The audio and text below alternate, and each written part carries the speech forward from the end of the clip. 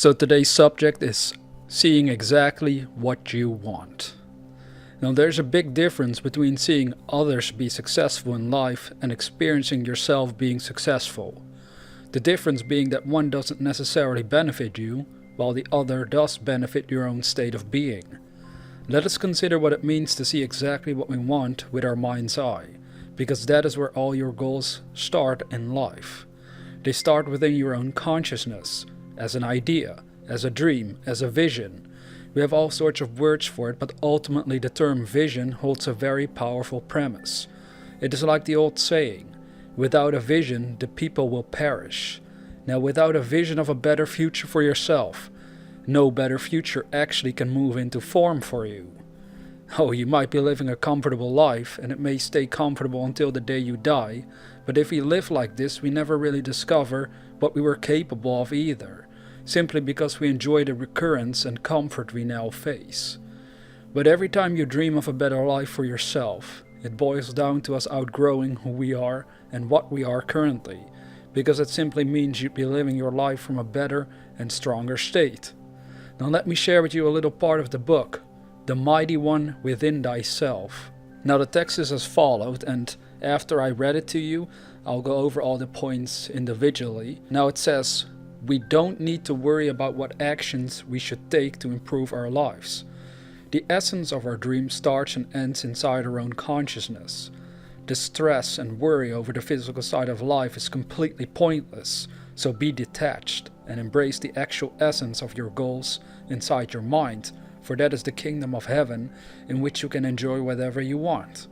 It operates independent of the physical side of life, but first this kingdom must be discovered and then obeyed. Now, as long as I'm tied to this world, things take a certain amount of time to manifest themselves. The only way to keep my sanity and inner balance is if I obey the fulfilled vision of desires within my own imagination, and simply let inspired ideas flow to me and through me into the physical world without measuring its reaction or the response I might get from what I am doing. I simply focus on what I would love to do and express according to my visions alone. This is a tricky thing at first, because we hear from others more often than not that they want to hear how stuff is going.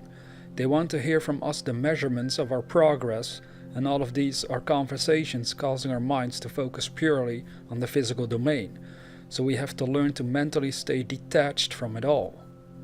So if I fully focus on the vision, on the goal that I want to express in my current physical life, that focus and attention will inspire and compel me to do certain things. I should learn to do these things without measuring what the actual response to it is. Otherwise, I'm constantly bowing down in consciousness to the state of the physical world and all of its limitations.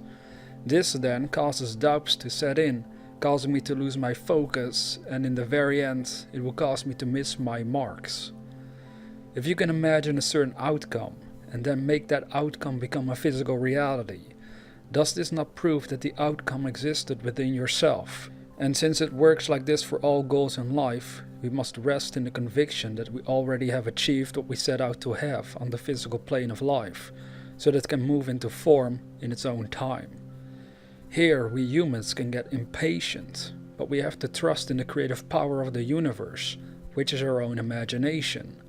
Such a radical change of mentality, therefore, very hard this change can be for many that read these words. Be persistent, develop your mind, for it is the only thing you truly ever have, and it's also the greatest power in all of creation. The true mystery indeed is that when we become this intense with our imagination, we might find ourselves waking up in the dream world possessing the very things we desire to have on earth. And it is then the observant mind will realize he already possesses whatever he wants, and his happiness no longer depends on the circumstances of his physical life. He is set free in that revelation. However, this revelation must stay active in his own awareness, or the hypnotic spell of the world will make him forget it all over again. So rest in imagination, rest surrounded in consciousness with the fullness of your dreams. For whether you achieve those dreams on earth or not is not the real point of life. You can't take the state of your physical life with you once your body dies, but you can always take and resurrect the essence of any dream within your own consciousness. If this awareness has fully dawned on you, then you realize that it will make no difference to your little ego whether you achieve your dreams or not in the physical realm of life. For you can go into other dimensions and still enjoy the very things you behold inside your own consciousness. Truly, they that can grasp this revelation and keep it alive within their own minds are set free from bondage and enter a new kingdom altogether. If you are fully absorbed in the vision of your own fulfilled desires, you can be assured it will always find expression, both in heaven, which reveals itself through your dreams at night, and on earth, which reveals itself through the improved circumstances of your life. Now that was from the book, The Mighty One Within Thyself. Now let me try and expand on each point further in the hopes that it might make some sense to you and give you a process to use within your own life in order to overcome and outgrow your current circumstances. Remember that all of this takes place over a certain period of time, so patience in a way is always needed, though it's also an illusion. In reality, you already possess everything you could ever desire. It arises from consciousness and goes back into consciousness. It goes from concrete form into the abstract formless, cause and effect, action and reaction, etc. This all essentially means that since we can't escape this physical life as long as we are in it, we might as well make the endeavor to at least achieve our dreams while we are here, because they are what will make our lives worth a living. But also remember clearly that were you to fail in achieving your dreams on earth, this doesn't mean you are a failure. The real purpose is for us to discover the inner world from which things come, because that will cushion the blows of life for the rest of your days. If you clearly understand that all the horrors of this world are all concepts of the mind, regardless of what society is doing, what others are doing, it won't matter to you. They might do horrifying things to you. You might have been deeply hurt by others, but in the end you can forgive them if you clearly understand they are simply expressing a certain state of mind, a mental state into which you can fall yourself, and if you did, you would be expressing the same sort of negative behavior as you are observing in others. Now tonight, before you go to sleep, I would suggest you test this out for yourself. When your eyes are closed, simply imagine moving around in the sort of circumstances you would like to experience for yourself in the physical realm. In other words, you mentally move about your own fulfilled desires. If you wish for health, imagine moving around with a healthy body. If you want to be successful at something, simply move around in your mind from the premise you are successful. If it is wealth, simply move around inside your own mind with the feeling of having enough money to do what you wish to do. What we are doing here is persuading ourselves that we already have what we want, for it is this state of being that will ultimately help you to express into the physical side of life the very thing you behold inside your own consciousness. That is why it was told, whatever things you want when you pray, believe that you receive them and you shall have them. Now this idea of prayer is meant as self-persuasion. Can't you see it? It's literally advised. Well, you might think it's nonsense and never bother trying it at all, or you might have tried but it failed. Is there a reason for it to fail? Yes, failure for us to catch the feeling of our wish fulfilled is the real culprit. If I am unable to actually feel that essence of my own dream, I can never become aware of the compulsion and inspiration that would rise out of my own vision. It is ultimately the very thing that causes me to express my dream, and it moves into form. In other words, it changes the circumstances of my life. Now what happens if you mentally move about your own fulfilled desires? If you do it correctly, you will actually be able to work backwards. In other words, you go into the future using your own imagination, and you go towards the thing you want to achieve, and then you are able to observe aspects of the dream that you can start to work on from your current circumstances. That is the trick. That is how it actually happens. You might not realize it, but the more intense you become at seeing exactly what you want in your own mind, the faster you will start to feel inspired by the vision, putting you into a place to actually make it a reality. Ultimately, that is the only true awareness you'll ever need to achieve in life. For even when you achieve all of your earthly dreams, they will bring responsibilities and more obstacles for you to overcome. It is not until we grasp this power of our own consciousness that we can effectively navigate this thing called life. Now, as I shared with you earlier from the book, we don't need to worry about what actions we should take to improve our lives. The essence of our dream starts and ends inside our own consciousness. The stress and worry over the physical side of life is completely pointless, so be detached and embrace the actual essence of your goals inside your mind, for that is the kingdom of heaven in which you can enjoy whatever you want. It operates independent of the physical side of life, but first this kingdom must be discovered and then obeyed. You see, when you close your eyes and actually start seeing what you want using the eye of imagination, you're actually looking into a totally different kingdom of your own being. Do not underestimate it. When I say you should look with your imagination, I don't mean you have to see it in the same way as you are currently observing this physical world. In other words, if you close your eyes, everything goes black for most of us, but you can still in some strange way see and feel whatever you want. This happens all the time, especially for people who are haunted by memories from the past. These events that hurt them keep repeating themselves over and over again inside their own minds, and now we are called upon to direct this whole inner aspect of our own consciousness.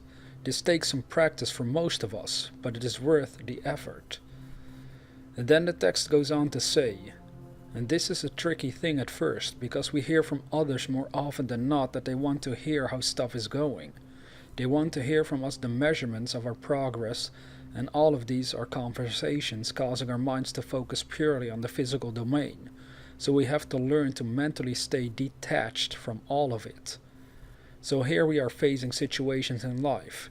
You might have dreams, and at the same time your friends or family are mocking you, thinking you can't achieve it, or they are wondering, well, where are the results? How long is it going to take you? They keep reminding you of the absence of your own dream and make you feel like you are worthless to a certain extent. But here we are told we have to mentally detach ourselves from these aspects of life. In other words, if a person asks me how things are going concerning my own goals, I can simply say, they are going just fine, and leave it at that. If they press for more information concerning the matter, depending on who they are, I might tell them, or in most cases I won't, simply because they wouldn't be able to grasp my way of living. Well, that is how it will be for you as well if you truly start to work with your imagination. Now the next part of the text said, so if I fully focus on the vision, on the goal that I want to express in my current physical life, that focus and attention will inspire and compel me to do certain things. I should learn to do these things without measuring what the actual response to it is. Otherwise, I'm constantly bowing down in consciousness to the state of the physical world and all of its limitations. And this then causes doubts to set in, causing me to lose my focus, and in the very end it will cause me to miss my marks. This is such a very important thing for us to grasp. You might have goals, whatever they are, and every day you wake up to look for signs. Every day you are trying to look with your physical eyes for evidence that your dream is moving into form.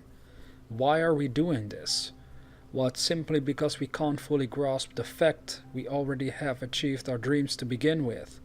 Again, we already possess the essence of any dream, for it always arises out of our own consciousness. Now our obsession with the physical side of life causes us to look for signs, and if we don't see the signs fast enough, we might start to doubt in our dreams all over again.